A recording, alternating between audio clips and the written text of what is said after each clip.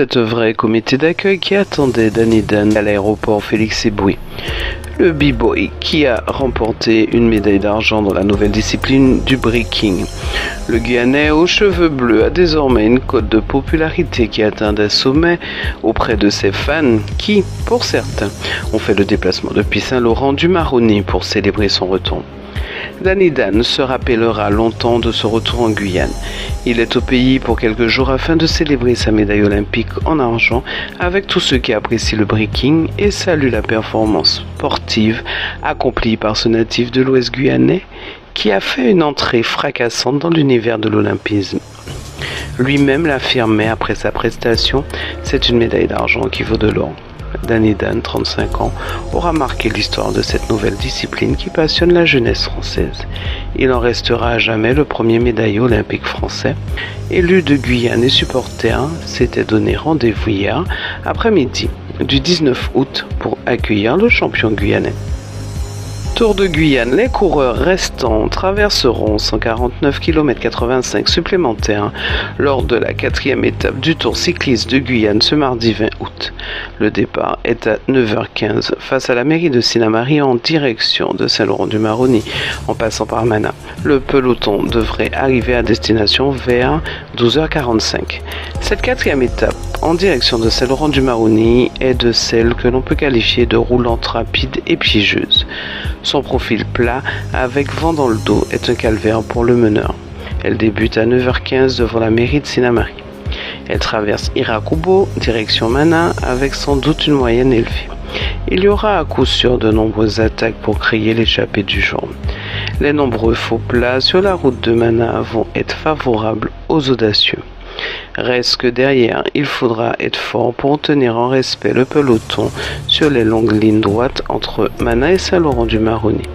L'arrivée dans la sous-préfecture est très technique avec un dernier virage en angle droit à 200 mètres de la ligne. Une arrivée jugée après 149 km est prévue à partir de 12h30. Pour cette 3e étape, hier lundi, Lucas Vincent s'est offert une arrivée en solitaire au Vélo Club Dolois. La Guyane monte sur le podium grâce à Terry Sanghi Moi de l'Espoir cycliste guyanais et Anthony Aspot conserve son maillot jaune. L'allocation de rentrée scolaire, c'est pour aujourd'hui en Guyane. Elle sera dès ce 20 août sur les comptes bancaires des allocataires de la Caisse familiale de France. La prime de rentrée est classiquement servie une quinzaine de jours avant que les enfants ne retournent en classe. Depuis le mois d'avril de cette année, l'allocation de rentrée scolaire distribuée sous condition de ressources a été revalorisée de 4,6%, soit une vingtaine d'euros. Le montant se définit selon l'âge des enfants. Aussi, de 6 à 10 ans en classe primaire, l'allocataire reçoit 416,10 €. De 11 à 14 ans pour les collégiens, il est versé 439,38 € et de 15 à 18 ans, le montant est de 454,60 €. Cette allocation est versée automatiquement à tous ceux qui ont effectué les démarches en amont et notamment fourni un certificat de scolarité. En 2023, l'allocation de rentrée scolaire a été versée à près de 22 800 foyers guyanais pour un montant de près de 19 millions d'euros.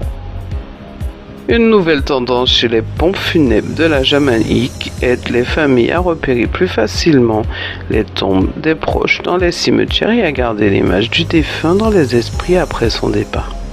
Les familles des défunts sélectionnent la meilleure photo du proche.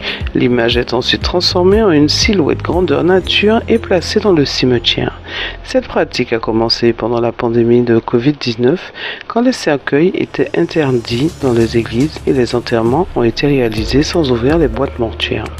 C'était très dur pour les familles jamaïcaines de ne pas pouvoir dire au revoir à leurs proches selon la tradition. À la Jamaïque, les obsèques ont une grande importance dans la culture du pays. La création d'images à taille réelle est devenue la meilleure manière de rendre hommage aux défunts. Depuis la pandémie, cette pratique est toujours aussi populaire. Les familles aiment prendre les photos avec l'image en carton du défunt pour ensuite les partager sur les réseaux sociaux. Certaines familles décident de garder les images à la maison où elles sont utilisées pour les fêtes et les célébrations commémoratives. D'autres préfèrent placer la silhouette à taille humaine sur la tombe du défunt.